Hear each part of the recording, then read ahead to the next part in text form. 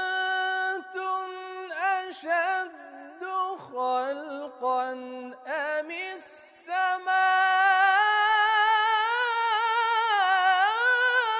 السماء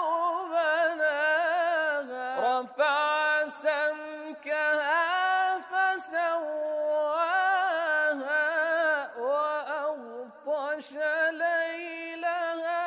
وأخرج ضحاها